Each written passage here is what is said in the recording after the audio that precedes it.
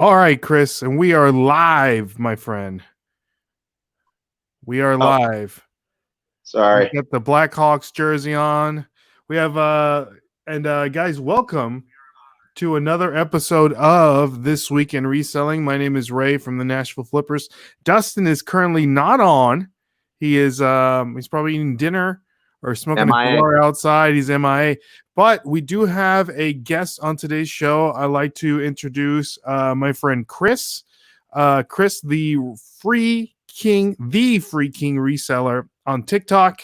And he actually just started a new TikTok Facebook group for resellers. And Chris, if you want to just kind of introduce yourself and just kind of give the rundown, that would be great. Hold on, Sure. before you do that, Chris. Yeah. Dustin just jumped on, so I'm gonna add him into the stream here. So what's up, D? What's up? Dustin, late but always on time, right, Dustin?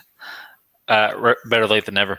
Better late than never. So again, guys, this is Ray and Dustin from the Nashville Flippers, and welcome to another episode of This Week in Reselling. We got a great show for you guys today. We have, again, Chris, the Free King reseller, and Dustin. This is actually the first time that he got to meet Chris. So let me introduce Dustin, Chris, Okay. Chris, Dustin. So Since you're late, Dustin, I just I had to represent. I should have wore the Preds gear again. Yeah. For the people that I saw it last week. For the people that are just watching the or listening to the podcast, Dustin actually had a Nashville Predators NHL hockey team jersey on last week, and Chris is actually from Illinois, and he is currently wearing a Blackhawks jersey. So they are in our same division, and we're pretty heated rivals. So that was just kind of a little bit of a jab. Been guilty. Yeah, me and Ray talked about it. Been guilty of making the 10-hour trip down there for cheap tickets and spend the weekend. Should, for sure. Oh, yeah. But again, guys, Chris, the Free King reseller, is our guest on today's podcast. We really appreciate you, Chris, coming on the show. Just a little backstory. I got to meet Chris, or I guess just on TikTok, one of the TikTok resellers that I got to meet on there. So again, Chris, if you just kind of want to give people a little bit of a backstory on just about you and how you got into reselling, and just give us your origin story. Tell us how you became Spider-Man. Sure. Yeah. No. So as you mentioned, I'm from Chicago, but now I'm out in the Pacific Northwest, outside of Seattle. So I'm about 30 minutes from the city and 30 minutes from skiing on top of a mountain. So I'm kind of like out in limbo, as close to the last suburb that you can be before you hit nothing, which makes thrifting a little harder, with regards to how you source and pick up stuff. But digressing. So, I had a full-time hustle before COVID hit. And COVID hit, and then just started thinning stuff out in the garage. Actually, the first thing I did was I binge watched all the Marvel movies in the first week after everything shut down in order. Nice. And then I broke out my Oculus that I hadn't touched in about a year, and then it was breaking out the old game systems and reintroducing myself to all those. And then about week 2. I was like, I'd been on TikTok for 2 years, I'd always been watching stuff. And for whatever reason, I started getting into baseball cards. Like the algorithm was like, this dude's watching baseball cards. And then I started to see resell stuff. And I'd been thinking about selling stuff that like thinning out from the move in the garage, stuff I hadn't touched, And so I just started it. The algorithm's weird. You start seeing the same cats over and over again. First, it was a guy named American Thrifting, a girl named Emily Conway. Shout out to Emily. And Colt Comics. And Jeremy. Yep. And they were popping up on my For You page on a pretty regular basis. So I just followed them, And as I was selling stuff on Marketplace and just kind of getting my feet wet with eBay, I went to a garage sale. And I stumbled on a lot of Skylanders. And that was my first video on TikTok because, first resell. video on That was TikTok. your first one, the Skylanders video? Wow. Okay. Yeah, because I've been doing some videos on keto stuff, and just what it was like to be a stay-at-home dad, tricks, stuff like that, kind of all over the place. All my like hiking, because I do that on the side. And I found this Skylanders lot, and so, but I didn't know what to do. In the video, I said it was $5. If I couldn't do anything with it, my kid will play with it. That's always been my logic, that if I'm going to buy anything, it's something I'm going to enjoy or my kids can play with, So I reached out behind the scenes to ask them for help, what they thought I should do. I mean, none of them knew anything about Skylanders, but, whether I should lot them together or sell them individually, The issue that I ran into is, you're waiting for them to respond back with a message. So after a couple days of just getting to know them on a personal basis and just going through a lot of the pains that I think all resellers go through, I was like, there's got to be a faster way. I'm part of a like closed private community group up here of like 15,000 people. Whenever someone has a question, they just put it out there. Like, who do you recommend for a landscaper? What kind of paints can we use for our fences, right? And within a minute, you get an answer right away. And so I went and Googled, or I went onto Facebook and I typed in TikTok resellers, all sorts of combinations, and didn't see any Facebook group dedicated to that. And so I asked them just off the record, I'm like, hey, if I were to start a Facebook group, would you follow it? Do you think it's a good idea? Would you join? And they were just kind of like, I can't believe nobody's done it. Hell yeah. And so that was 2 weeks ago. So the first week, put out one or two videos. And then the second week you put out your video, Ray. And so we've done about 80 members a week. So in 2 weeks, we're up to 152 at this point. That's great. And you've seen how quickly like people have engaged and like start posting their questions. Like, I just got these Nike Dunks. Like, what do you think I should do with them? Or somebody finds a weird collectible and like, how do I look this up? And somebody's got a link and they post it. It was that kind of hive mind, how can I get that answer quickly? Somebody out there's got to have a resource. It's like when something goes wrong, if they've ever dealt with it, it's on YouTube. There's a video of it on YouTube. Well, same philosophy, right? If we're all on TikTok and we're all following each other as resellers and we're all part of that same community group, somebody can just push out that question and get an answer. Because, a lot of people know a lot about everything, but we have some people that really know specific niches. Mm-hmm. Like we got a cat from my neck of the woods named Derek, and he's Hot Wheels and snapbacks all day long. You got a question about hats, he's got the answer. You got a question about Hot Wheels, he's an encyclopedia. Mm-hmm.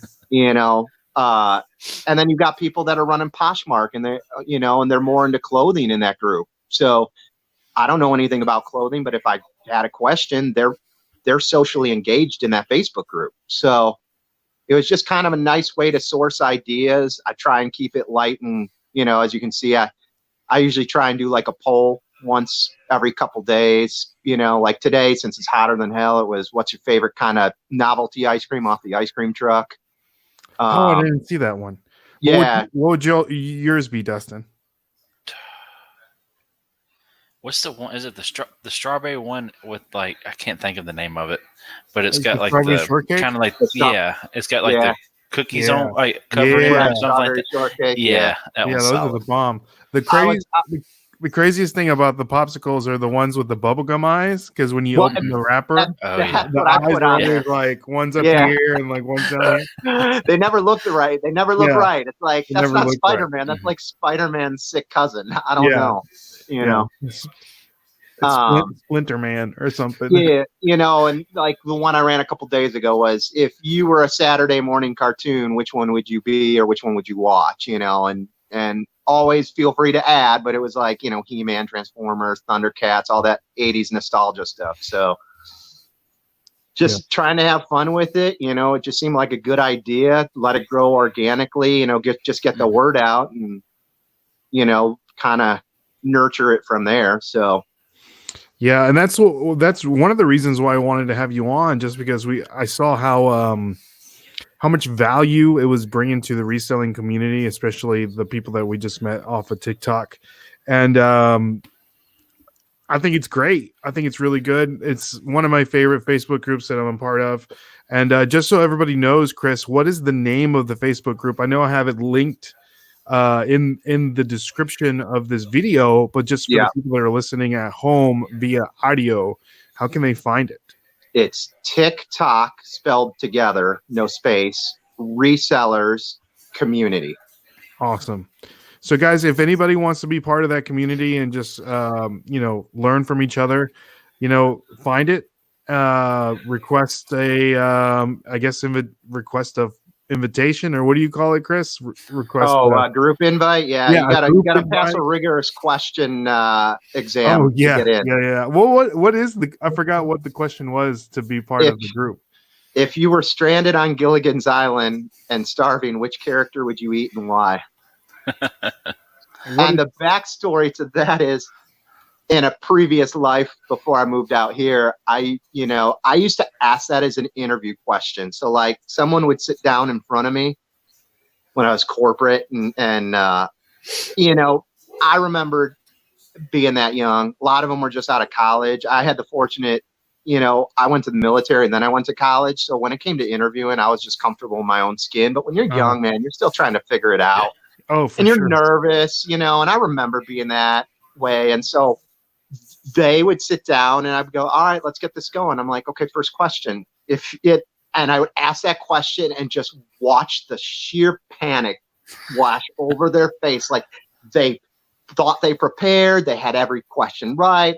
I'd give it like a hard 3 count. And then I'd be like, I'm just messing with you, man. I mean, like, it's totally cool. I'm just messing with you. It was just a great icebreaker, put them at ease, you know. That's just my personality.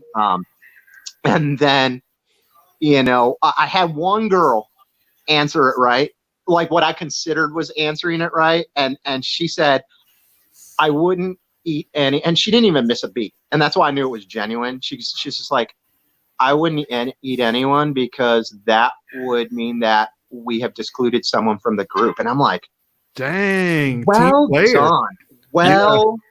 done. I mean, usually somebody picks one for some reason, especially in the Facebook group. That's my favorite part, reading the answers. Like some people put a lot of thought into it. I get like, I'm vegan, so I'd fish, but a lot of skippers because, he'd go the longest or furthest. Yeah, that's what I said. The skipper because he's the thickest. Right. They don't have to answer. Sometimes I just approve it if I'm on, but part of the fun is just answering reading those answers. For sure. Well, it looks like some people have dropped by, so we're just gonna say what's up to the people that are actually on the live stream here live on YouTube. And guys that are listening to the podcast on the audio form, if you ever want to come and hang out with us every Saturday night between the hours of 8 o'clock to 9 o'clock Central Standard Time, we like to do this live on YouTube. So if you guys want to give us a follow there at the Nashville Flippers on YouTube, that would be fantastic. So you can catch this live stream live and be a part of the conversation. So we'll say hi to some people. One of my favorite people. We have our boy Glenn, the Swamp Picker. He says, "Hey, Ray and Dustin." What's up, Glenn? See you, Glenn. And we have the Family Flips is in the building. They say, "What's up, fellas?" Now, Chris, if you don't know, the Family Flips actually has a fantastic YouTube channel. They are full-time resellers. They live in Arkansas, and what they do is they buy pallets, and that's what they do for sourcing. So, if you guys don't know, we did just recently upload a video of Dustin and I going to a pallet supplier. And I don't know if, Chris, you have any experiences with that or not, but we'll get into that pretty sure here in a little bit. But let's say Glenn has one question, and he says, what is the best find that made you money and the coolest find?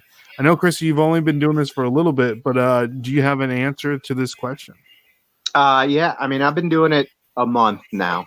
Mm-hmm. And like I said, that's how I got the nickname, because I sourced for free. But that garage sale pickup, $5. And as I was sorting through it, I picked this guy up and looked at it. I'm like, this looks weird. And this is before I knew what variants were, and stuff like that. And I looked it up and I'm like, this little tiny figure sells for $50 all day long, sold it for 40, bought it for $5. The only other thing, and I haven't sold it yet, I picked up a Hot Wheels track set and it's missing 2 pieces, but they're not track pieces. I got it listed on eBay. I got it for free with the box, and I got 6 watchers and 300 views on it. And I can't bring myself to lower the price because I know they're just scavenging over it. You know what I mean? Mm-hmm. Just waiting for it. So it's kind of like a waiting game. Like I don't care. So, and it was Hot Wheels, so it was cool. Yeah. Just a quick tip for everybody, and I'm sure you know this, Chris, but whenever you do have watchers, you can make an offer to those watchers. So let's say your track, I don't know what you have the prices on, like $50 or whatever. Let's say it's $50. Yeah, at this point, it's like 45. Yeah, so you can send an offer to those watchers, for like, let's say 47 and 45 if it's $50. And so they're the only ones that see it, so they're already interested in now, and it causes them to pull the trigger a little sooner. The only thing I'm going to tell you about that, because I'm new and I did that, is once you do that, you get locked out of changing your price for 48 hours. Correct. And so it took some Googling, like, why can't I change my price? What's wrong with my listing? What's going on? Mm-hmm. Once you put that offer out, they got 48 hours to respond. Yep. Yeah, it's just, exactly, because they haven't seen it and they haven't declined it. Right. Declined it or approved it or whatever. So, for all the new resellers, if you send out an offer, just know you can't change your price for 2 days. Exactly. Yeah. So I know I've had great luck with that. Dustin, what experiences have you had with sending offers to buyers? I've had some luck. I mean, they've taken some time, but I've also had no luck at all. Mm-hmm. So, but oh well. I do it at least 3 times a day. Mm-hmm. I do it in the morning when I wake up and go through my morning routine. That's part of my morning routine.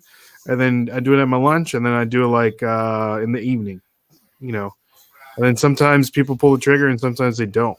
But back to Glenn's question, I know that, and this actually leads, and I don't know, Dustin, if you want to talk about this or not, but it leads into your biggest find. I know that you kind of tippy-toed around it on last week's podcast. But do you want to go ahead and talk about it today?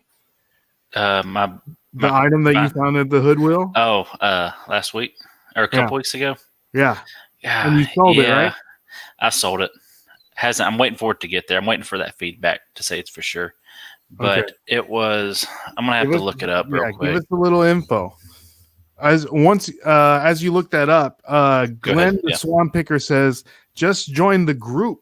So we have a new inductee into the TikTok reseller community Facebook group. So again, guys, if you are listening, make sure if you want to be part of the group, just go to Facebook, look up TikTok reseller community. Yeah. So, and if you're on here on YouTube, it is down in the description below. So let's take a little bit of a break, and let's make sure you guys follow us. Not only rate the podcast, make sure you rate it 5 stars because we're bringing in the heat. Make sure you follow us on Instagram at the Nashville Flippers. Make sure you follow us on TikTok at the Nashville Flippers, and go to YouTube and subscribe to our YouTube channel. Right, Dustin? Yes, subscribe for sure. And if you want to have any questions, like always, make sure you hit us on the DMs, slide into Dustin's DMs, or send us an email at thenashvilleflippers@gmail.com. So, Dustin, did you find the info? I found it. So I got this at Goodwill for $3.99. And it was shortly after I ran into Ray there and he left. Mm-hmm. I was like, dude, you didn't notice this? I was like, what? What was it? So it is something called, I know. He was so salty for a hot minute. And it's something called a Saunders cervical traction device. I have no idea what it's exactly used for. I guess it's something like maybe for your back, neck is my guess. But I ended up selling that thing for $190 plus $25 shipping. And you bought it for how much again? $3.99. $3.99. Guys, that's like printing money. It's crazy. It's crazy. That's the best part about it, is finding something that cheap and seeing what it can go for. Mm-hmm. Something that high. I feel like we have a pretty good Goodwill. You know, the prices are reasonable.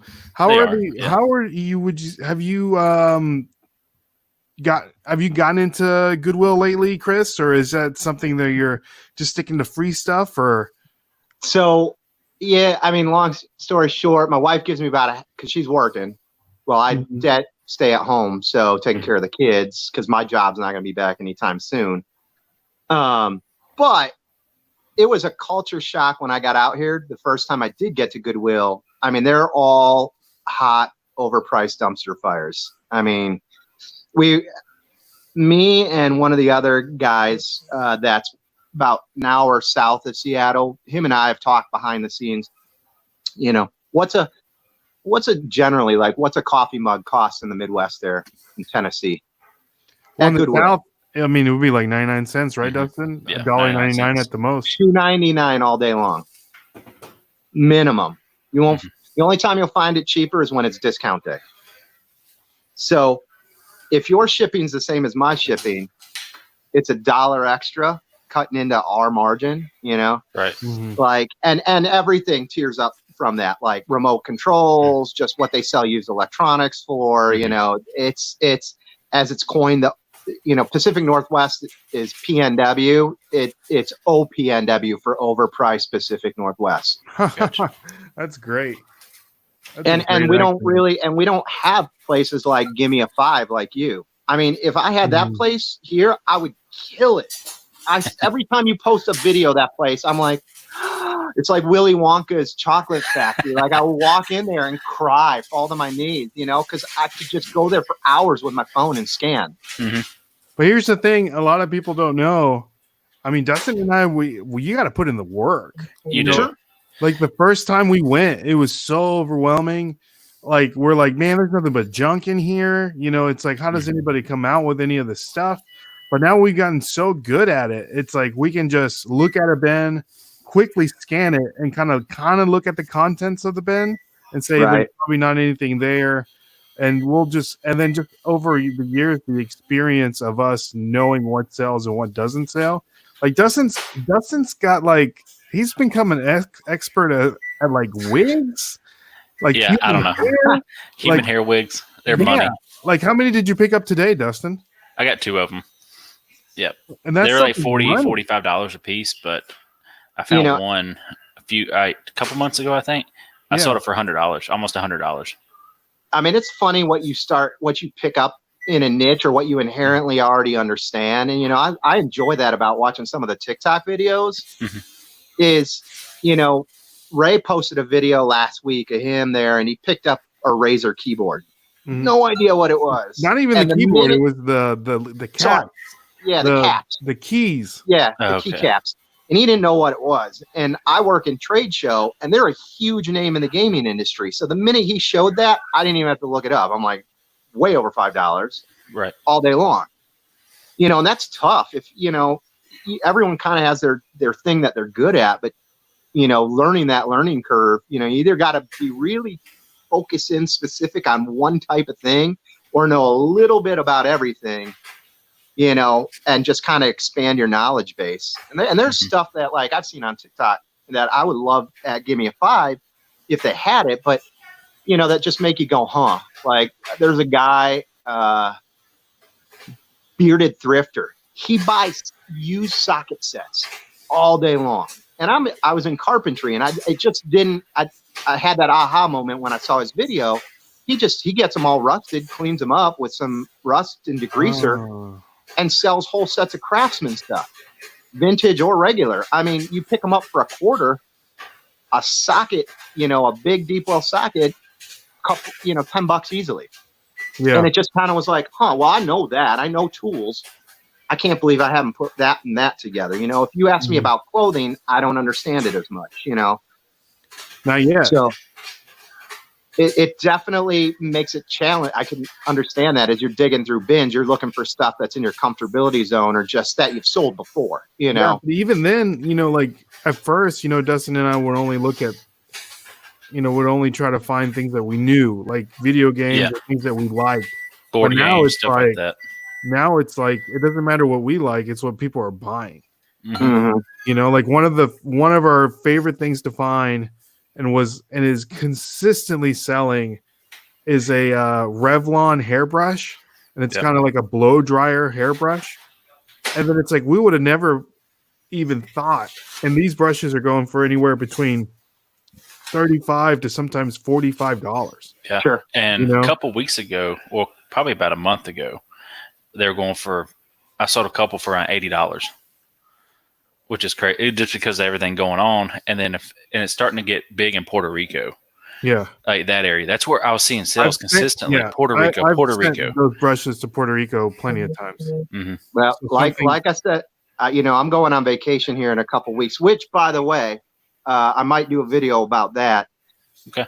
You know, if you're a part-time reseller or full-time probably knows it, but what do you do if you go on vacation? You know, how do you set your store or all your listings on vacation mode? Good call. Because I'm gonna be gone for Here's the 3 thing. weeks. Here's the thing about vacation mode, and correct me, everybody in the chat, if I'm wrong, but I know that if you put your store on vacation mode, somehow in the eBay algorithm, it'll bring your listing down. So even if your stuff, because your store is considered it's on vacation mode, but they can still look at your items. Right. So people recommend that you don't even put your store on vacation mode and just change your handling time on the items that you're selling. So let's say your handling time is a day. It's like change it to 5 days. Mm-hmm. You That's know? what eBay told me actually to do for sure. Well, right. Yeah. I'm going to be gone for 3 weeks. That's not gonna fly well. too well. But Yeah. But that theory might not. I told you I'm heading down to Tennessee, which is the only state after looking up that give me a 5. And please believe my driving route is passing through Louisville, and I'm like, we're stopping there. Yeah. We're, Do you know what day you're stopping there? it may be on the way there or the way back. I gotta bang it out in my itinerary, but I'll let you know. The best day is a Saturday or a Sunday morning because that is when they do the restock. Right. Or if you want to stop by on Friday because everything there is a quarter, like I was saying, right before they do the restock. But yeah, that would be all. If you get to experience that, just bring some gloves, bring some hand sanitizer, and you're good to go, baby. I just want to go. Like I said, to me, that looks like Willy Wonka's chocolate factory, you know? Yeah. So let's I know some more people jumped on the chat, so let's go ahead and say hi to them. And again, guys, if you're listening to this on the podcast, stop by the YouTube channel, say hello, get to see our beautiful faces. Yeah, don't be scared of us. Don't be scared. I know Dustin is big and intimidating at times, but you know, hey, we're here, right? So Glenn the Swamp Picker says turned down $100 yesterday and then sold the item for 19 or sold it what is it? Turned down $100 yesterday on a 119 item and sold it for 112 on Saturday. And he said he only paid $15 for that item, which is fantastic. He also, Glenn, we actually got to meet Glenn last summer during the Nashville Reseller meetup. A lot of people get together and they come down and we just have a good time. And he actually got to go to Give Me a 5. Glenn, did you get anything when you were here? I can't remember if you purchased anything or not. So let me know. We have Carrie, American Arbitrage, is in the building. Good to see you, Carrie. Howdy, y'all, he says. And Carrie also agrees I just extend my handling time. So you might want 3 weeks is a long time. So I don't think you have a choice but put your store on vacation mode. But I could take it back off a week before I come home and set it to 5 days, you know what I mean? Right. And then get home and ship it out. So that's true. And that's what they said. You know, I'm not a programmer. I don't know anybody, but like you said, Dustin, you talked to eBay directly and they said just to change their handling time. Yeah, just to change the handling time. It's a lot easier. Yeah. Yeah. Swamp Girl says longer shipping time, change it day by day. Okay. That makes sense. So let's talk about those pallets. I know that our last video on YouTube, Dustin and I got to go to a pallet supplier here the next town over. I got a Facebook I guess an ad come through. I think that they sell smaller lots, and they also sell big, large pallets. Right. And I think the store online is like smalllots.com or something like that. I think smaller lots. Smallerlots.com. Yeah. Mm-hmm. So just to give a little background is they sell big pallets, and they sell small lots, which all it is they broke down big pallets and then just separated all the good stuff into smaller boxes. But I thought, Dustin, they were overpriced. I don't know what your opinion is on that or not. They were. And I They didn't for know. Sure were. I didn't know if that was just me, but we've gotten a lot of comments on the video about, especially the family flips, saying, yeah, those lots were overpriced. That's not a good price. So I feel a lot more comfortable knowing that we went in there and didn't purchase anything, because I didn't feel comfortable buying anything for the price that they were selling it, just because I didn't think they were going to we would make our money back, but I didn't think there was an opportunity to make that good of an ROI. What's your opinion on that, Dustin? I agree. I mean, and we're going to see that stuff in Gimme 5 anyway. Yeah. Let's be honest. Because I did ask the guy, they actually supply Gimme 5. So, but yeah, I mean, there were some good items in there. Like there was one bin we're looking at that was $1,043, I think. And we could have split it 2 ways, maybe make it like $300 after we made our money back. But I mean, or maybe going with 3 people, you're looking pretty good, and buy multiple, lots. But overall, yeah, it was overpriced. I wasn't a fan. It was a cool experience just to go see, but a lot of learning. Yeah. A lot of learning. There's more out there. There's more places like that out there. So we just got to find that one that's just priced right. Yeah. And we still have to look at logistics, where to keep it, getting it delivered, all that good stuff. Exactly.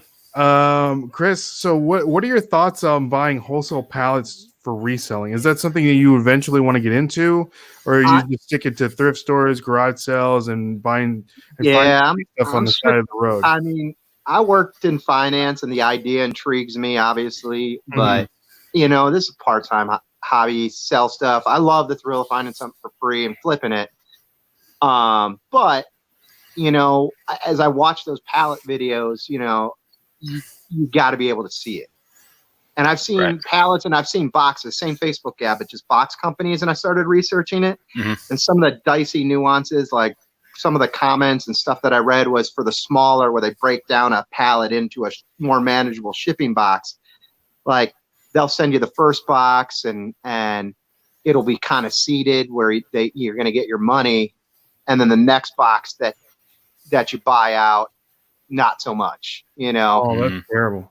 You know what I mean? So they get you hooked with the first one, and then 2 or so subsequent boxes, not so much. And then the fourth box will be enough for you to make your profit. They've already figured out how long most people hang on the line, And that's unfortunate. So unless I could and you got it right about Gimme 5, you're going to see the same stuff there. So why wouldn't you want to go see it, touch it, feel it? Like, unless you can see something sitting on the top of that pallet, it's kind of like Storage Wars in a locker. Like that one item right there, I'm going to make a ton of money on. And so it's worth my gamble. Like, no thanks. Yeah, it's a risk reward thing. I mean, if you get it, it depends, I guess, how much you buy it for. Right. Because if it's worth, I mean, I wouldn't say pennies on the dollar, but nickels on the dollar, I would suppose, and get, sell it for, way more than you're buying it from, then it would be worth it. But I mean, it's a big risk, especially for someone like us, all three of us, is just doing it part-time as a hobby. Exactly. I mean, I would be interested with the family that, because they've been doing it for a hot minute. They're great. What, because the same thing happened with storage lockers when Storage Wars went big, right? All of a sudden, lockers at auction started going through the roof. You pick one up for $75 back in the day, and now it's $300 all day long or more, right?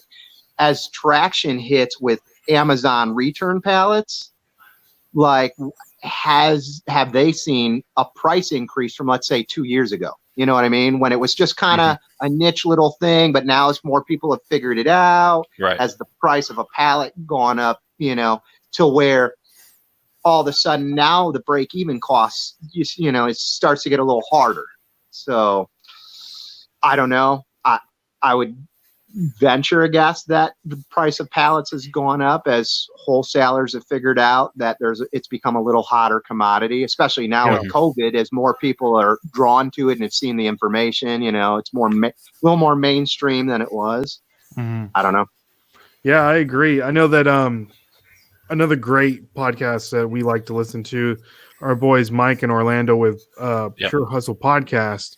They had Lindy, she's like a OG on YouTube. She's been selling for ages, and all she does is buys pallets and boxes and stuff. And she was saying that because of COVID, the people that you would usually go to thrift stores, garage sales, all that stuff was closed or not happening. So the only form of sourcing was those pallets. So she said that the price of pallets has increased tremendously because supply and demand, right? Like anything else.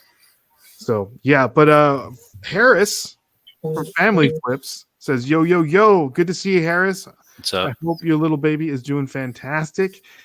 He said, I've tried pallets a few times. They tend to be more work for less profit margin than my current sourcing structure of thrift stores, yard sales, and bin stores.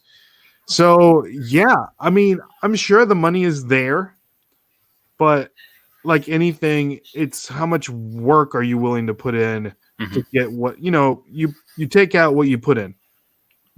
That's what goes with everything, right? In life or business or whatever. Wouldn't you agree, Chris? Absolutely. I mean, I'll segue to that video I made about tell us about your I don't want to drop it. I'll censor myself. The Reseller-esque sandwich. Give us some background. Yeah, I mean, that was a term I used in business, and it just kind of naturally translated over to reselling. And the theory is that finding the stuff is the fun part, and getting the sale is the fun part. And it's like the bread of a sandwich. All the good stuff's in between, and that's listing your stuff. You want to make it look attractive. You want to make it look appetizing, and that's where the work is. It's making the middle of that sandwich. Anyone can slap two pieces of bread together, but the good S is in the middle, and that's reselling. You just consistency, consistency and making it presentable. You got to stay on it. Emily Conway just put out a video, and she's talking about what works for you. Your guys' schedule is a lot different than mine. And her being a stay-at-home parent, her schedule almost mirrors mine. Kids go down for nap at noon. We're snapping pictures of our hauls. We weigh it, we get it all packaged, measure it out, put it on a Post-it, and then we're listing at night after the kids go to bed. You guys are hauling, either after work or on the weekends, and then doing it in your free time, and so just finding that right balance, but it's that consistency of I got to get one listed. I got to get two listed today, if, it's keeping that pipeline full. Yeah. And I have issues. That's one of my struggles. Sure. That'd be both of ours. Yeah, I know, especially for me, and can clearly be seen by my death pile that's in my garage. Is that or AKA my inventory reserve, which actually worked fantastic during COVID time. But right now, since things are opening up, it's and before, you ain't making any money if you're not getting that stuff listed. Sure. Exactly. My issue is I love going and sourcing, love going to Goodwill, I love going to Gimme, we love going to garage sales, but it's like finding the time to get down to the meat, as you like to say, Chris, on that sandwich is the hard part. You know what I mean? Yeah. The most time consuming, but got to be a sandwich artist. Exactly. So, but I did good today. I got 15 things listed, and which is good for a Saturday. I got some good stuff listed that it was actually in my death pile. It's Sunday. Just gonna throw that out there. What's that? It's Sunday. It's Sunday. Well, yeah. I mean, that's Yeah, you said it was Saturday. I'm confused. Oh, did I say Saturday? I'm living in the past, baby. I don't want it to be Monday, I guess. I got the what do they call it? The Sunday Sunday blues. or I don't. something Is that like right? that. I don't know. I don't know. But we got Robert has just joined us. He says, "Good evening, gentlemen." Robert is one of our good friends. I actually went to high school with Robert and actually became a reseller because he started watching our videos, which is absolutely fantastic. And he's killing it. He's absolutely killing it. He's killing it. He lives out in Knoxville, proud graduate of the University of Tennessee. Go Vols. And there you go. Hey. But yeah, so that's one of the things that Dustin and I one of the reasons why we wanted to start a YouTube channel is that we were talking about how, I first started reselling and I got Dustin into it. And it was like Dustin was saying about that breathing thing that you found at Goodwill. Spent $3.99 and made over $100. Or how much did you make off of it? I sold it for $190. $190 plus 25 ship. So yeah. So think about that. How easy. I mean, it's not easy, because you got to think about the ingredients of the sandwich, but how simple it could be to someone that might be struggling, making, just minimum wage, like working like a dead end job or whatever. It's how it could be so simple to help that person, help their family. And so that's why we wanted to, how can we share this information with everybody as quickly as possible and, just whatever. So we wanted to start a YouTube channel, and thus the Nashville Flippers was proudly born. So we're growing. We're growing on all of our platforms. We like helping people. TikTok has been amazing for us, and just people. The great thing about that we like doing on TikTok is people are genuinely interested in and they have questions about reselling, and we love helping them accomplish those goals. So that's what I really like about TikTok. You've been have you ever had questions like that, Chris? I mean, it's a weird little community on TikTok. And we talked about the algorithm a little bit, behind the scenes, like how small of a community it really is. And I'm sure there's a larger group of resale, just watchers that aren't engaged. Correct. But that core group of people are kind of in that Facebook group right now, I feel, and overwhelmingly every person, I mean, no matter how little of a reseller or big, like me and American Arbitrage weren't following each other. And I just sent him a note and said, I got this problem. And he gave me his feedback, I just feel like that TikTok reseller group, nobody's trying to get famous. They just all have the same interest in reselling. I made no qualms about it in the Facebook group. I don't want to be TikTok famous. I'm just doing it because it fills the time. I have fun doing it, informing what little bit I know. And if I can help someone out with the same stumbling blocks that I tripped on, that seem to be a natural thing for everybody reselling.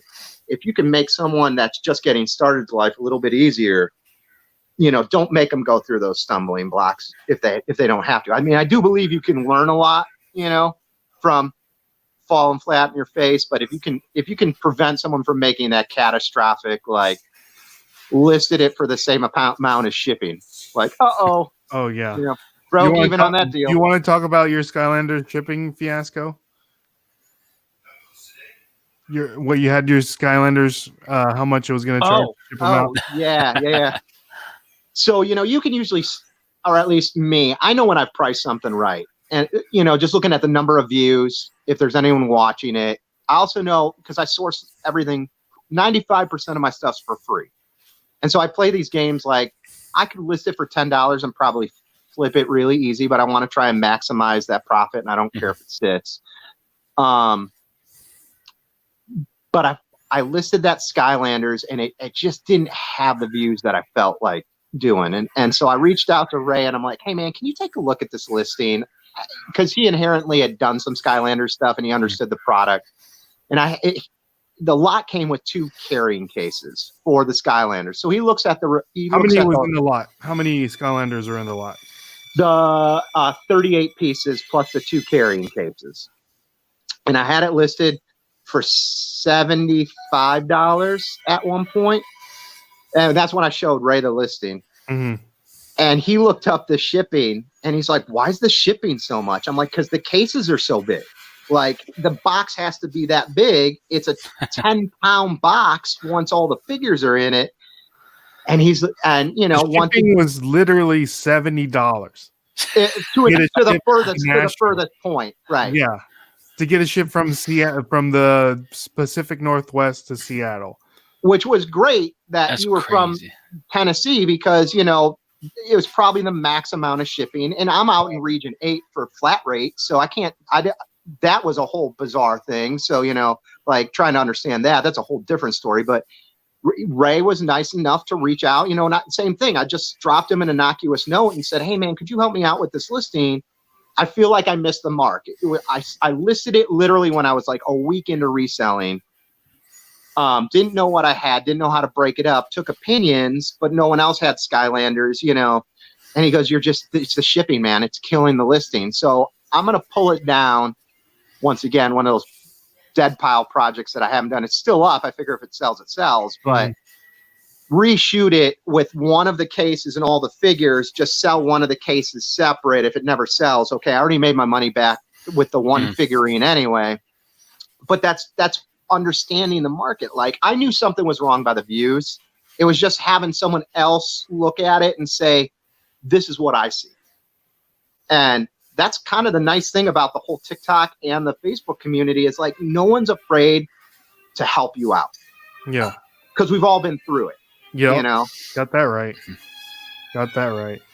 But Dustin's over there listening to classical music. Yeah. Your dad's watching a movie right now. He is a classical music enthusiast. His favorite Mozart, Beethoven. I listen to that when I work out. Sebastian Bach. Mm-hmm. So say some more. We're gonna say hi to some more people in the comments. We have our boy. I like your little icon on YouTube there, Jeremy. Colts Comic, another fantastic TikToker. He's the guy that helped moniker my nickname. Oh, that's fantastic. Tell us. Colt gets credit for it. So tell us a little bit about that nickname. When I first started, I was at Quarantine Daddy Daycare, because I was just all over the place doing my videos. And then he was part of the OG group that just followed me back, and I liked what he did because his videos were funny, and he was bringing something different to the table. The videos are fantastic. He had fun with his videos. And he noticed in me posting some of my stuff that everything I was getting was free. And because I posted something on Facebook Marketplace, like hitting up the free groups as my way of sourcing. So that's how I source, because I got my 2 kids, is I scour Facebook Marketplace during the day while I'm watching them. And he's like, you are the king of free. and I'm like, yeah, I'm the freaking reseller. And he's like, there it is. He goes, I'm like, should I just take that name and run with it? He's like, absolutely. That's a fantastic name. So between him and I, it was just kind of like that, aha, time to change. I'm reselling. I'm making reselling videos primarily. The freaking reseller. The freaking reseller. I like it. Freaking, and then you say it fast. It's freaking. Hey, I like it. But we have a question in the chat, which is a great question. Collection of DM says, do you guys think it would be more beneficial to start a YouTube channel to spread more information on topics? It's kind of hard to battle with the 1 minute time limit on TikTok. The answer to that is yes. If you want to start a YouTube channel to spread the word on something, go for it. I say the more the merrier. If your intent is to help people legitimately, then do it. Any form possible. If you have a lot of information that you want to give to people, do it. Or like some people like to do on TikToks is they break it down. So it's like part 1, part 2, part 3, or whatever. The really cool thing about TikTok that I like is that it's a double-edged sword, right? I love the 1 minute format at the most, but I also hate it because it's short. But because of the, I don't know, the generation or the whatever, the time that we live in, the microwave generation where we want everything quick and easy, is that 1 minute, that 15 seconds to 1 minute is so easily digestible for people that they don't wander away. Exactly. So it's like you get the point across. And so like today I made a video on how to find the value of something that you're trying to resell on eBay, not knowing what the value is.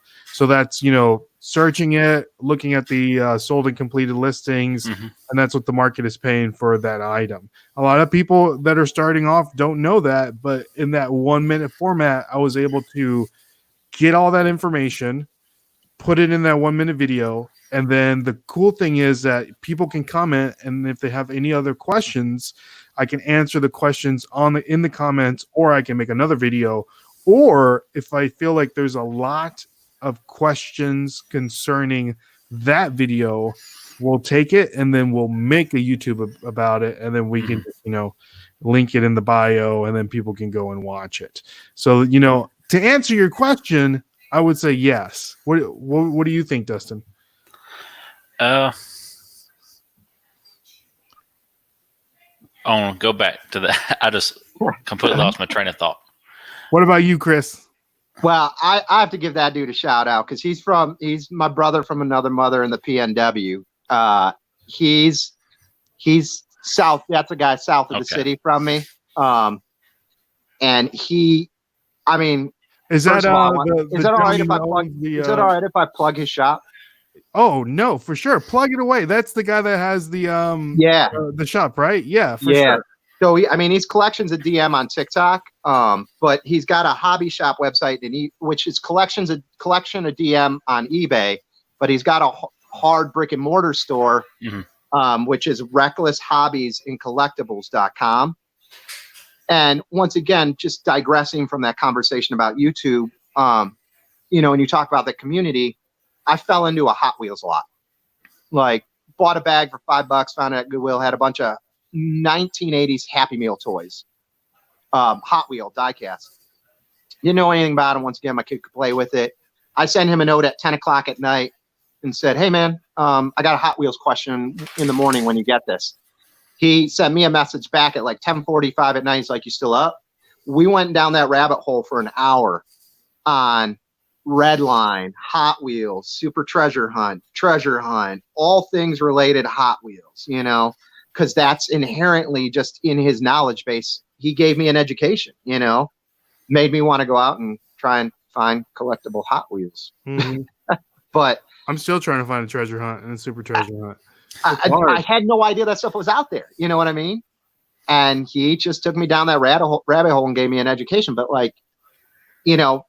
he's my boy out here, and it's tough because he's got a brick and mortar store. Imagine if that's your bread and butter going full time and COVID hits. I mean, he's all right. He's doing all right now, but he just squeaked by, and they've been doing it about a year. They've been selling collectibles before, but the brick and mortar thing's been going about a year. But his things, comic books, snapbacks, all the cool stuff we like to ogle over. Yeah, for sure. So especially if you have a store, I would definitely start a YouTube channel.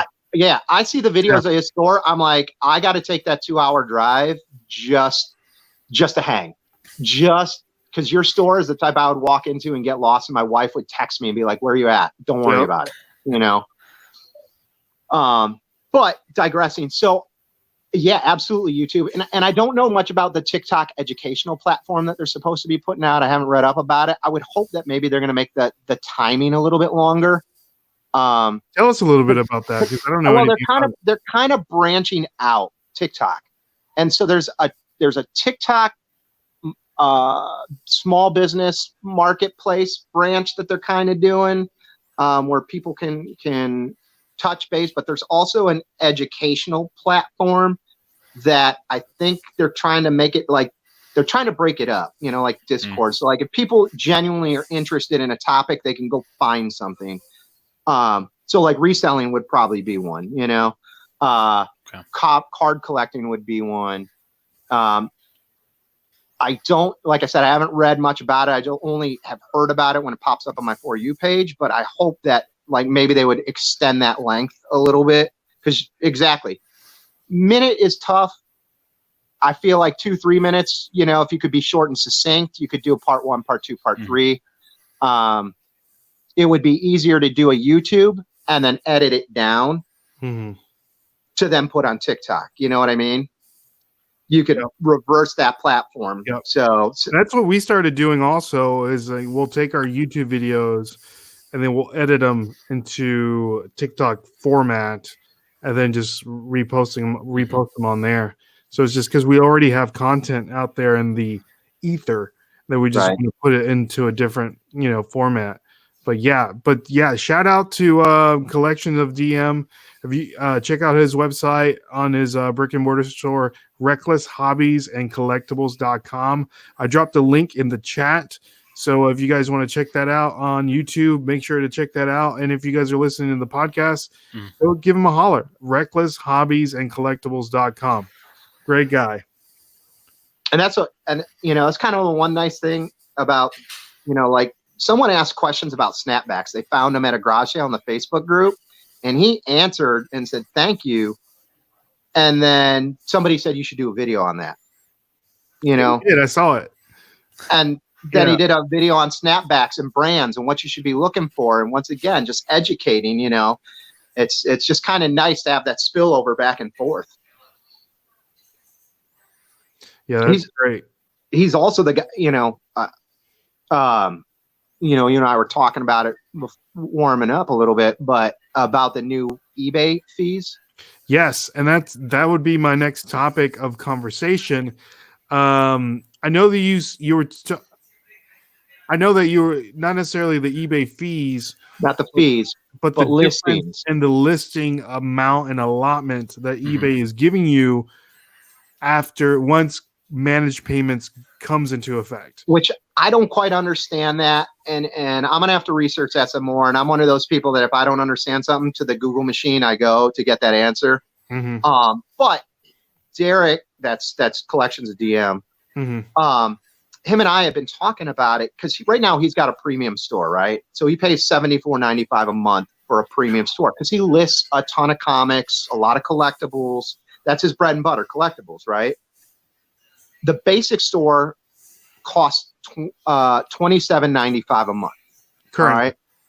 Currently. And I don't think that fee structure is going to change. So I'm going to look at my notes that I wrote. So as of August 1st, right, for all sellers, so like if I don't have a store, I get bumped up to 200 regular listings, auction, fixed price, right? With no store subscription at all. Yeah. With no I don't have a store subscription, right? And now they've already given me the option when I sold something the last time. They asked if I wanted to get into managed payments, but it gave me PayPal as an option, and that's why I want to research it a little bit more as to, is it really going away or how's that working? Like I said, I just don't know enough about that. Yeah, I think they're still trying to figure that out, because I know that one of the issues that they were having is that a lot of people sell currency on eBay, coins, $2 bills, things like that. And then with the managed payments, I guess depending on how, because you can use all forms of payment. Right. I don't think that you can buy real money off of credit or whatever the case is like that. So the people that are selling currency, I guess, get a pass for not using managed payments and still going through PayPal, because I'm gotta back it up. Right. Tons of people selling currency online. Yeah. On eBay. I just went down that rabbit hole of star notes because it popped up on my TikTok and what a star note is and its currency. I'm going to drop a video about that. It's a whole weird subculture of collectibles. But so back to the storefront. So if you got a starter store, right, which is the $8, like just getting your feet wet, you're kind of making that next transition from casual reseller. You don't have to be in for that. You don't have to be in managed payments, right? And they're going to bump you from 100 listings to 250 listings. Now it's where it gets interesting, right? So if you get into managed payments, where Derek had a premium store, right? So prior to August, he was getting 1,000 fixed price listings and in all categories, and you get 500 auction listings in fashion and collectibles, right? So you could do 500 of collectibles and then you still get your 1,000 on the side to list whatever you want, right? Mm-hmm. After August 1st for a premium store, you get 50,000 listings, fixed price. That's crazy. 1,000 fixed price listings in all categories, which it's a sub, it's asterisks, which so it's sports memorabilia, cards, fan shops, sports trading cards, toys and hobbies, collectible card games, collectibles, music, books, DVDs, movies, stamps, video games, consoles, crafts, home and garden, greeting cards, party supply, and party supplies. So like that's their little sub asterisk. Like you get an extra 1,000 if it falls into one of those categories. And then you get 500 auction listings on top of that in fashion and collectibles. So legit, you can list 51,500 listings for the month. Currently up from 1,500 for the same price. Now for him as a business owner, right, at the basic store level, which is $27.95, you got 250 fixed price listings and 250 auction listings. This is prior to August 1st. After August 1st, you're getting 10,000 fixed price listings in the categories that I mentioned, like comic books, collectibles, Game Boys, you get 350 fixed price listings in select categories. You get 350 in the list that I just read off, and then you still get 250 auction listings. So for him, like, he's going to dumb it back down to a basic store, save himself the $50 and use it for source money. See, in my opinion, I don't think eBay should even charge. I don't think there even should be limits, period. There shouldn't be any insertion fees. There shouldn't be any subscription fees. It's just like listed, like they don't even should have it. That's my opinion. I agree with that. I was chatting behind the scenes with him on why there's such a dramatic step up. You're paying he's paying $75 a month right now for 1,500 listings, basically. And if you keep paying, assuming you sign up for managed payments, mind you, to 50,000 listings, what does that mean? And to me, I think they're just trying to take a chunk out of Amazon's market for guys that can wholesale stuff and do volume. Because I think they've got a missed opportunity there personally. And this is just not from a reseller standpoint, from an economies to scale. Like that's an area where maybe they're missing the mark, because you'd have to have an automated system or a whole army to do 50,000 listings in a month. Right. Yeah. That's absurd. That's a lot. So what happened, if you're in a niche market like collectibles and comics and stuff like that, you're insulated. But let's say it's a reseller like you or myself that knows some electronic stuff, goes and picks up a Revlon hair care flat iron. All of a sudden now you got a wholesaler that's on eBay that has 50,000 listings. Does that push someone from eBay over to a Mercari or a Poshmark, who now they do hard goods, I guess? I just heard that. Or an OfferUp or a Let Go. You know what I mean? I don't know. It's just that's such a dramatic increase in listings. Yeah, I think eBay is. I mean, they have lost a ton of market share because of the newer reselling platforms, and I feel like, they just got a new CEO. It's just, I don't know. It's just they got to pivot. They got to figure out what they need to do to gain, I guess, younger market share. Yeah. Like all that stuff. So yeah, But once again, ancillary effect, it benefits a guy like Derek who it saves him $50 a month, and he's insulated because that's, he sells Hot Wheels and comic books and all sorts of cool stuff that I want to go buy from his store. Oh, I know. I probably can blow every last penny in my PayPal account in this store. Yeah. So we have Landshark Picker is in the building. He says good evening. Good to see you, Landshark. Good. Nice for you to stop by. And Jeremy also says every other platform manages their own payments, which is true. Mm-hmm. But I know that I guess at one point eBay and PayPal were like together, so and then they separated or they sold the company or whatever. I don't know what happened. So that's why, they were together, they split up, and now they're splitting up for good. It's like a bad ex-wife, right? So married for the third time. Exactly. So a collection of DM says, LOL, I can talk a lot. That's why I asked the YouTube question. I might just do it to spill out more info. I appreciate you guys. Thank you so much for the love. Yeah, man, do it, baby. It sounds like if you own a collectible store, you probably have so much information that can be passed on to people that are looking to, because that's one of the things I would say myself and Dustin love selling. Collectible toys, just like anything that you would find in a comic book store. That's what I love to sell. Would you agree, Dustin? I would agree. And that if I can find a lot more rare video games too. Oh man. Yeah. Dustin's like I love finding those rare video games. I need to change my name to the Goodwill King. The Goodwill King? Yeah, that's what I need to do. Well, you had the good. What was your? You used to put the Goodwill King on your little tablet. I did, but I mean, it wasn't true. It's like I got to have it set on my eBay account at least. That's what I'm thinking. Oh, I see what you're saying. eBay store name. My favorite thing that cat does in his videos when he's at home shooting. His wife creeps in from off camera. Yeah. It cracks me up every time. Like she just pops up from behind him. Yeah. I'm like, dude, you got to do it every time. It's so hilarious. Yeah, that's awesome. What is it? Swampbaker says last week was good on Posh. I need to look into that. Cross posting maybe.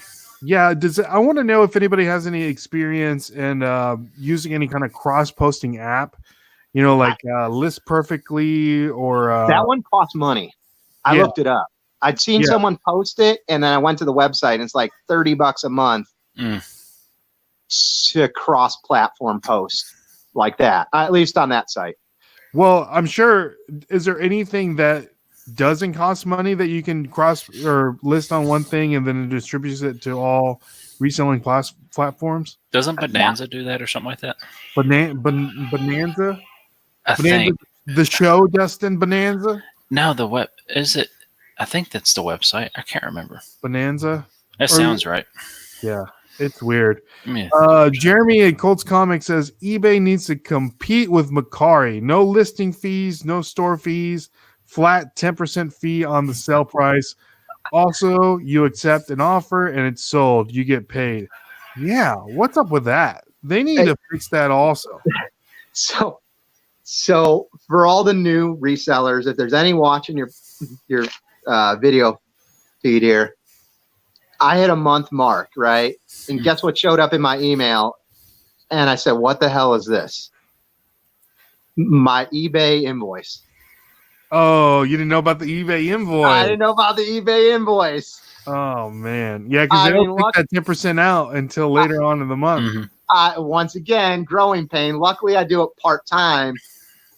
Someone else I know said he killed it because he does it full-time and didn't know. And the invoice showed up for $1,500 at the end of the month. He's like, no. I mean, mine was $45. Yeah. Then I was like, I automatically did the 10% in my head because I knew what I'd sold. I'm like, oh, this is their cut, but I didn't know it got up because it's just been sitting in PayPal land right now. Right. paying for shipping and other stuff I pick up. It's kind of like my funny money, you know? Yeah. But for all the new resellers out there, as you start selling, you're going to get a bill at the end of the month. So don't dump your whole PayPal account. Exactly. I hope that once managed payments goes through, that they go ahead and take off the 10% off the top. Aren't they going to? Or lower it. I think, well, they're going to raise it to 12.5, I think. That isn't even. PayPal's going away, so they're taking that money that I think to even 12%. I would think it would cost less because you're, not having to do an outside company now, but Exactly. But well, they still want that money, baby. right. Hey, this is America, baby, But I agree, Jeremy. They need to just do a flat 10%. And Macari, I don't know, man. because we're doing the work, I don't get it. We're sending out the item. What's eBay doing? Answering the phone calls. Well, That's eBay is providing a platform to where all the eyes go to. I called it paying my I don't think they're my sweating. reselling pimp off. Yeah, right. I'm They're just not going to sweating. come over and take my cut. Thank you. It's like the mob. They got robots Right. working for them. That's probably what's happening. So So Rob says Elon Musk co-created PayPal. It was a certified payment system for eBay, kind of like managed payment system for eBay before PayPal became bigger. People used to mail checks for. Yeah, I do remember that. mail checks. Could you imagine that? But sorry, I can't mail your item out until I receive your check 14 days later. That's like, when was eBay? 1990. It was in 1997. We or need to ask Skip that. We need to ask him. I know he's been on eBay since then. for a long time. Yeah, because we look. Yeah, you're right. You're To absolutely the right. dawn, Skip, to the break of Skip is time. usually on watching us. So Skip, if you're on, Skip or Jennifer, let us know when you started eBay. I'm curious to know. He's usually like in the weeds, like watching us. And what was there before eBay? What were people doing? Just knocking on doors? Hey, you want to buy this? Yeah, but you're still not getting high dollar for that. That had to have been something else. I mean, Yeah, do you remember pawn shops. pawn shops? There you go, It was- pawn shops. It was pawn shops. I forget about those. And the internet ruined pawn. I mean, it didn't ruin them, but it Mhm. changed the landscape of pawn shops because all these pawn owners that didn't understand what they had could look it up all of a sudden and Yeah. had comps readily available. So, like, you used to be able to pick up musical equipment at pawn shops on the cheap, and then all of a sudden they had a source to figure out how much it was, and then that just the internet naturally transitioned into, if there was like basically a big giant online pawn shop, eBay, Mhm. I could list it, and it just went from there. Yeah. So go ahead, Dustin. No, I was gonna say, I wish in high school I would have bought just everything. If I would have known I was gonna resell now and go back in time, go back to high school, because I don't know how many times I went to pawn shops and all that. Just saw like GameCubes, PlayStation, all old school game systems for super cheap, and now they're going for what are 64s going for? I think I saw one listed on my car for like $300 with some games. If I would have known, I cry myself to sleep thinking about that. I mean, just imagine like the hottest football game right now, NCAA 14. You had to buy all those for like $10 back then. Yeah, easy, because they Pre-owned. try to get rid of them, even the new ones, because at the time they didn't know that was going to be the last college football game. So just like the Maddens, every year a new one comes out, so the old one is like dirt cheap. Yep. So, but Rob says eBay needs immediate payment and they need to take out fees when the buyer pays for the item. Macari does it. Amazon does it. Come on, eBay. Yeah. I agree. Hopefully, once managed payments drops, it's going to solve all of our issues. Have you run into any more issues as a new reseller besides the invoice that you know of, Chris? I know that when I started, that when you first start off, you have to wait for the item to actually be delivered before you get any kind of money taken out of your PayPal or into your PayPal, or you can withdraw. So the first item I sold, I got the cha-ching, and then I got another notification, and then they said, we're holding your funds. Yeah. And so to the quick eBay forums, like, why does this happen? And they do a pretty good job of explaining why. If you're a new reseller with no history, They're going to hold on to your funds until it's delivered, make sure you're legit, you know, and even the second sale, they did that. By the third sale, it went away. And the other thing that I ran into with no reviews, and I've only got 2 right now, which I send a note with everything, and I'm like, and please review, you know, doesn't work. But when I got 2 reviews, they went away, and not, you know, which Emily had kind of told me is scammers. If you're new in the game and you list an item and somebody sends you a note and says either for asking price or above. Now, in my experience, it was all asking price. And they're like, hey, I'd really be interested in this. Contact me at this phone number. And I reached out and I'm like, hey, Reed, is this a scam at American Thrifting? And he's like, absolutely, decline. Because however, they see your feedback and they know that you're feedback, right? Sucker. Yeah. And I listed an iPod that I just sold for $80. The first go around, somebody sent me one that it was just in a gray area. Like it didn't read like one of those. And it was really detailed, you know, about sending it to a sister in Georgia. And so I counter offered, right? $90. But I said the same thing I do every time I decline. I only communicate through eBay. Thank you. Well, the next thing I know, like 5 minutes later, I got a sold, but waiting for payment. I'm like, oh no, like this is going to drag on for 48 hours. And then I'm going to have to go through the whole process, you know? So 15 minutes after that, I get an email from eBay saying we stopped the sale of this because the person who purchased it had no purchase history and we believe that it's fraudulent. You can go ahead and relist it. So for everyone that doesn't like more work, just decline the offer. Don't counter offer it. If they want it, they'll come back and buy it in the next go around. You know what I'm saying? Don't even counter offer unless you want it. And I couldn't copy, cut, and paste the listing. I had to go through and relist the whole thing. Wow. Because they took it down or something like that. Because eBay flagged it and yanked it. Yep. So that would be a strong, like, hey, as you're new, that's absolutely a scam. It's a thing. Once you get 1 or 2 reviews, it drops off. You know, every item, I would say every item I first started listing, I'd get somebody. Dang, saying that's crazy. And it would be like a ridiculously short amount of time. You know what I mean? Like they must have bots doing it or something, because I would list it and I would get a note within a half a day. That's crazy. So I don't understand it. I don't know how they find them. There's got to be an algorithm or program that they're using in eBay. Yeah. But that's a thing for sure. Wow. I forgot. I wouldn't even thought about that. You know, especially. Yeah. And shipping learning curves. I mean, obviously the one we talked about, I got a coffee mug. What's the best way to ship a coffee mug? Flat padded rate, you know, inside of a box, you know, because if you try and put it in a box, it's going to cost you more and you're going to outprice and not be as competitive, you know? So there's a wealth of information on YouTube. If you just type what's the best way to ship a coffee mug of someone that's gone through it, golf clubs, you know, how do you ship a golf club?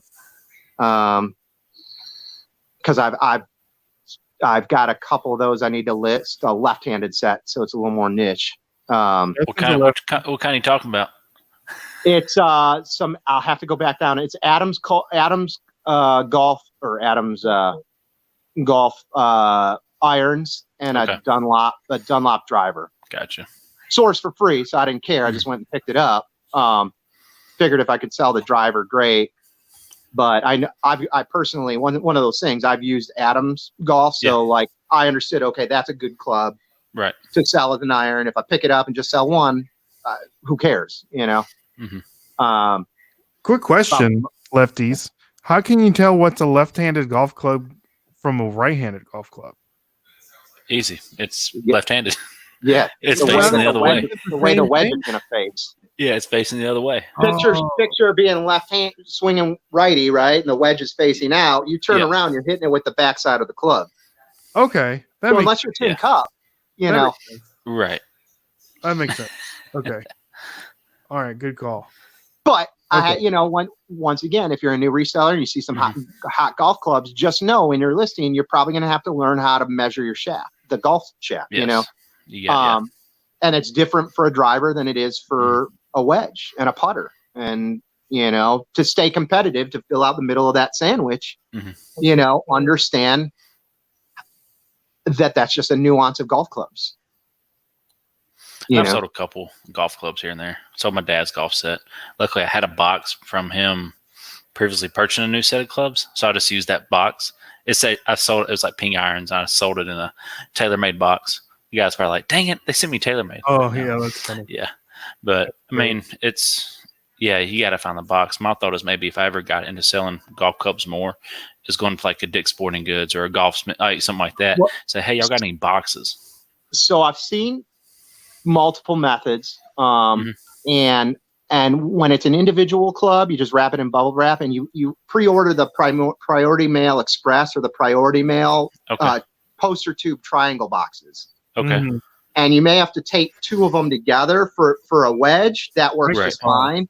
If it's an oversized driver, on the end you Franken tape a small UPS Priority Mail box over the head of the club, so it ends up looking like a lollipop. You know what I mean? Gotcha. Okay. I've seen that method. I've seen, if you sell a bundle, you take the shirt boxes on Priority Mail and basically cut them in half.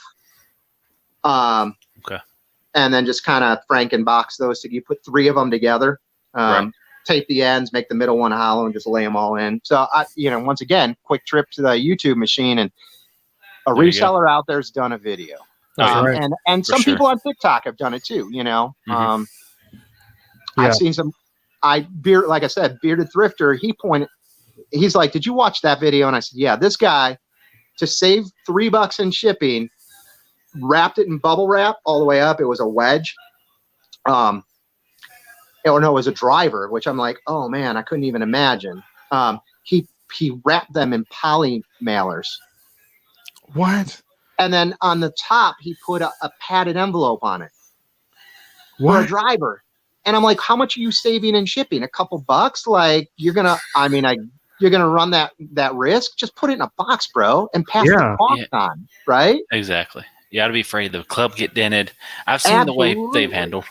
He aptly pointed out, he's just like, I don't understand it, and also he's like, the weight's so close, like, why? You're splitting hairs at that point. So crazy stuff you see, and same thing with Franken boxes, but got to be creative sometimes. Oh yeah, for sure. Yeah, I've seen some crazy Franken boxes. That might have to be the craziest story. The poly mailers and then the flat rate envelope on the top of the head of the golf club. And he pointed out, like, there's something, like, he's like, I don't even know how he gets away with it. He must have it in at the post office because there's something like why that won't fly. You know what I mean? Yeah. That's crazy. But let's say hi to some more people in the chat. We have our friend Joni. Joni says the good old days when you used to send checks, money orders, and cash to the mail for eBay. That's great. That's fantastic. Imagine that? Gosh. Colts Comment says free for those golf clubs that Chris had mentioned. And Robert says Ned Flanders nerd alert. If you guys are not huge Simpsons fans, Ned Flanders in the show used to have a left-handed store. I can't remember what the name of the store was. But great show, one of the best of all time. And Glenn says, bye. Thanks, guys. Good night, Glenn. Glad you got to stop by. So we're getting down to the nitty-gritty here, guys. As always, on the show, we like to talk about the goals that we set for ourselves last week, and then talk about some new goals that we like to set for ourselves this week. And as always, I forgot whatever the goal was I set for myself last week. Do you remember what it was, Dustin? I think it was like listing 25 items. It was like, 25, 30 for 25, you. Yeah, 25. I would say 25 items. I didn't get to hit that number. I did hit 20, So I failed at my goal, but that's okay because I can continue to go. And this weekend, my wife is actually going to Texas for the weekend for a bridal shower, I believe, or a baby shower. I can't remember what it was. I think it's a baby shower.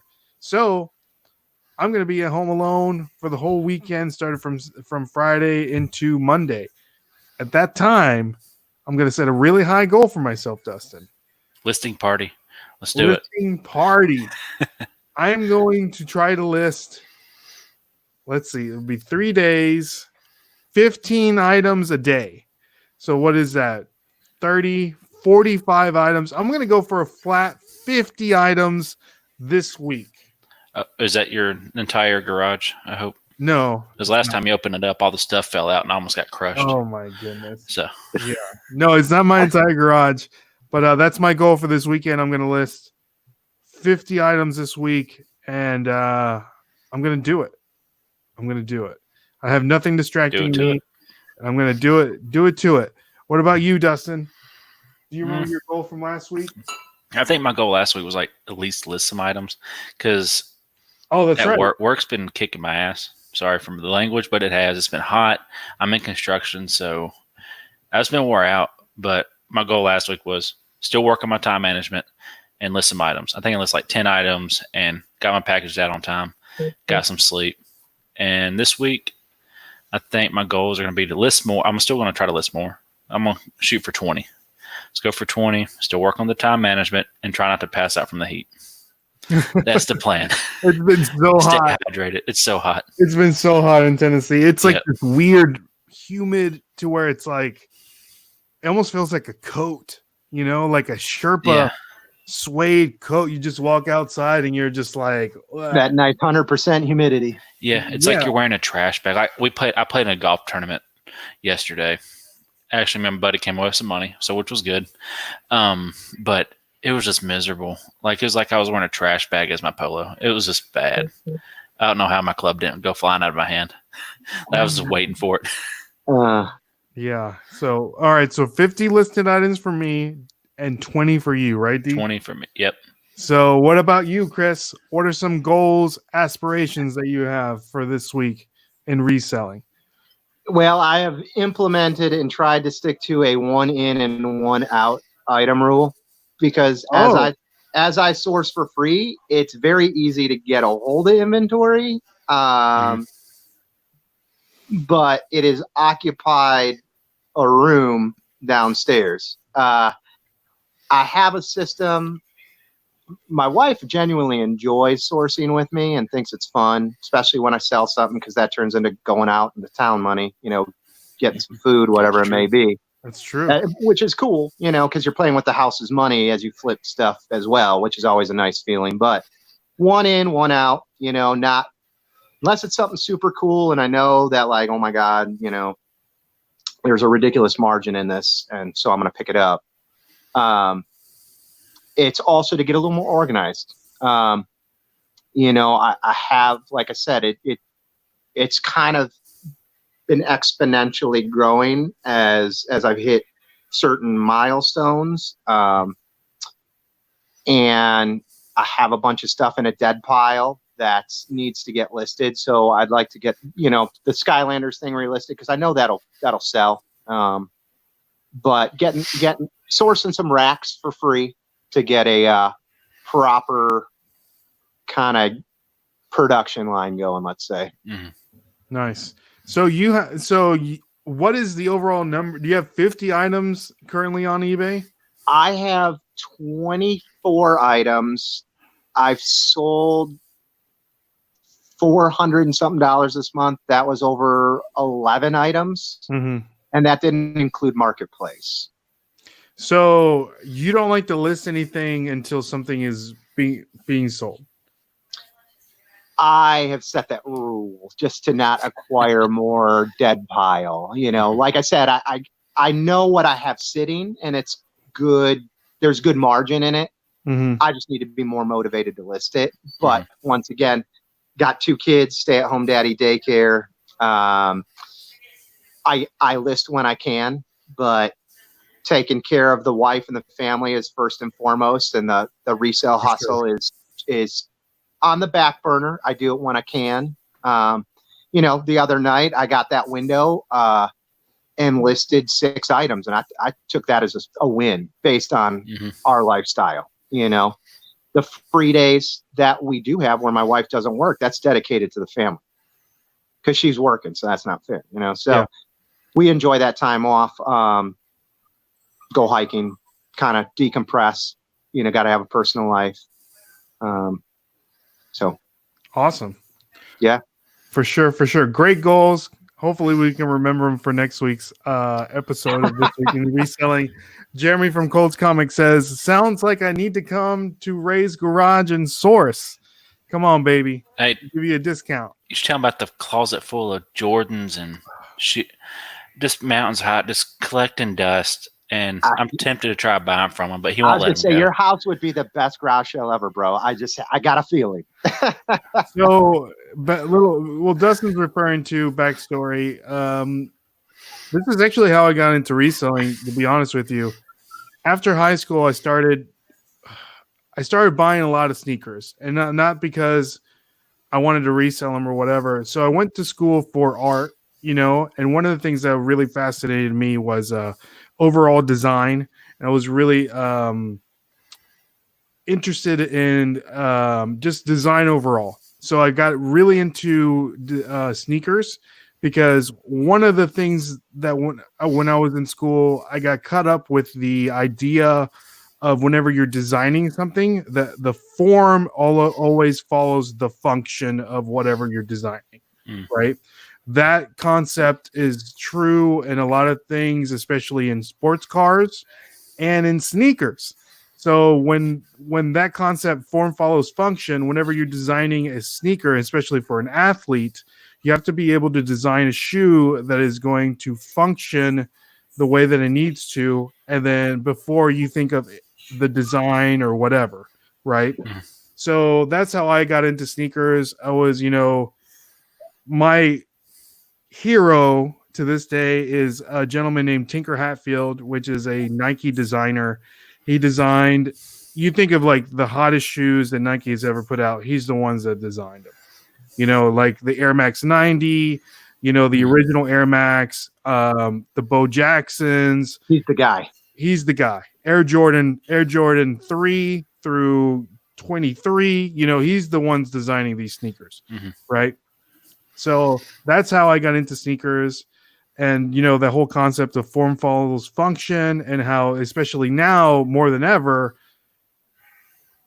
you look at LeBron, and LeBron can't wear something that Kobe's wearing, you know, a shoe that Kobe used to wear, or Kyrie.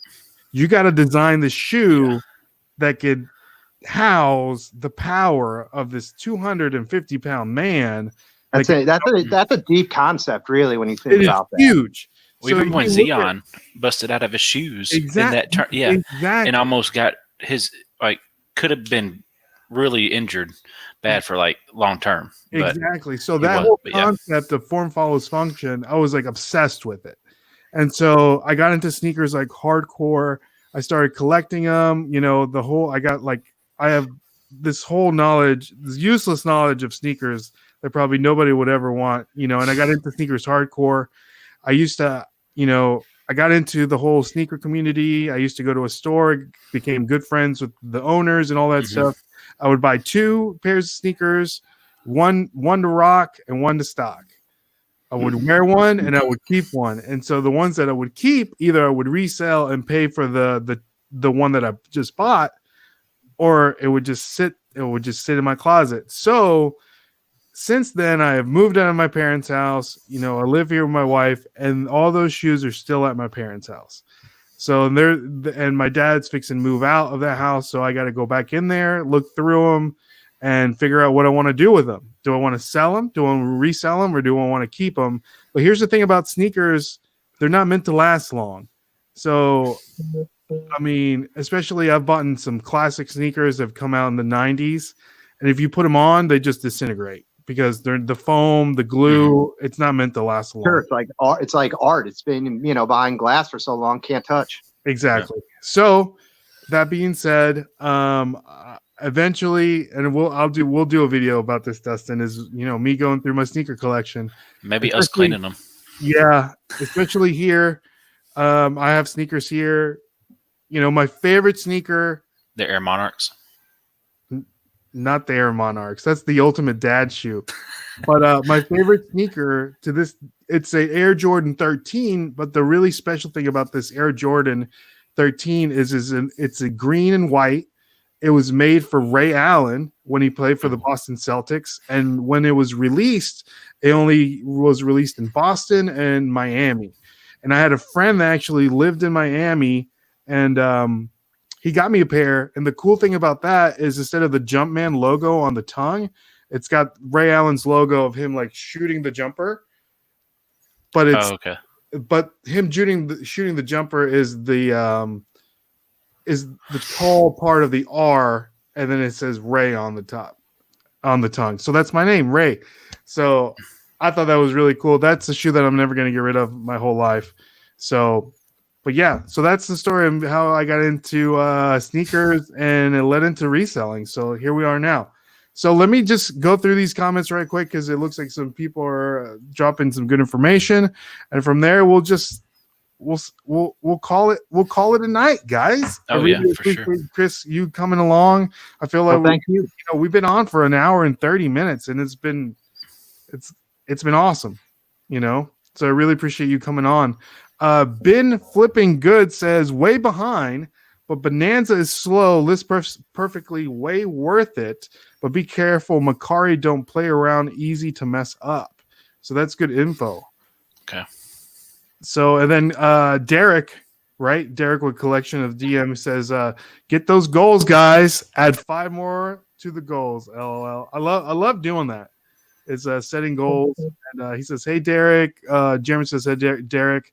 What's up, bro? He's talking to Jeremy. He says, I'm checking out your store link after the show. That's funny. Dude, and there is nothing more satisfying than when you go on a listing binge. It's almost better than selling, like, because it's going to sell. You just get that sense of accomplishment. Mm-hmm. You know what I mean? You don't want to do it. It's kind of like your chores, but then when it's done, you're just like, Yeah, I agree. It's a great feeling. It's like when you like you said, the listing, you get in the zone. It's like when you're, I guess, working out or trying to get something done. You just stay focused, and then you just get it done. Like, dang, 20 items in or whatever, 10, what it may be. And it's like, dang, it took 3 hours. It didn't feel like it, But it's just the fact of getting started. Yeah, is my issue. Yeah, you just got to get started. I agree, Dustin. You just got to get started. So for sure, guys, I am Brad. He's crazy. So I am Brad just said, when is the next donut video? You know what? Let's do it. Let's do it this weekend. This weekend? Fantastic. Yeah, let's do it. So funny story, Brad. Today, every Sunday, we usually go to my sister's house, Dustin's house, or we'll go out to eat or just have a family lunch. And we went to Dustin's house, and, I came in, and then we went outside, and Dustin has a fridge out in his garage, and he opens the fridge. He's like, what are these donuts doing in here? I'm like, oh, those are my donuts that I bought. I didn't want to leave them in the car because I didn't want to mess up. And he was really jealous because these donuts, guys, where I got them, these $5 donuts in Nashville are like, they just hit different, right, Dustin? I don't know. There's like layers upon layers upon layers. It's hard to explain. They're on another level. Mm-hmm. Another level. These donuts are, but we're on another level. Chris is on another level. Chris, I appreciate you coming on. Again, guys, thank you so much for listening to the podcast, joining us on YouTube, everyone that's commenting on the live stream. And again, guys, if you have any questions, hit us in the DMs, send us an email at thenashvilleflippers@gmail.com. Make sure to follow us on YouTube at the Nashville Flippers. Make sure to follow us on Instagram at the Nashville Flippers. Make sure to follow us on TikTok at the Nashville Flippers, where you can see Dustin dancing. Yes, that's how Dustin's going to get famous, Chris, by doing all the That's dance. the plan. I don't know how I'm not following him yet. I don't know how it hasn't Well, he's- popped up. he's I don't on- have he's I don't on have a ours. TikTok, He's so I'm on not ours. huge social media. I got that is Instagram. crazy. I don't even have a Facebook, Ah, but I'm going to maybe soon to do Facebook Marketplace. But yeah, I told him just to get just a Facebook for Facebook Marketplace. Mhm. So, but yeah, guys, really appreciate you coming on, Chris. Do you have any last words that you would like to give the people on the internet? I'll sign off with I said it in a video, and I'm like, I think it just sounds right. Get it listed and get it sold. Get it listed, get it sold. I like So you that. can take a taste of that sweet, sweet $5 footlong that you have built. $5 resale sandwich. There you go. Get So it guys, listed, get it sold. get it sold. So, guys, thank you so much. My name is Ray, My name's Dustin. and his name is, The Free King Reseller. and we'll catch you guys on The flip side. the flip side. See y'all. Peace.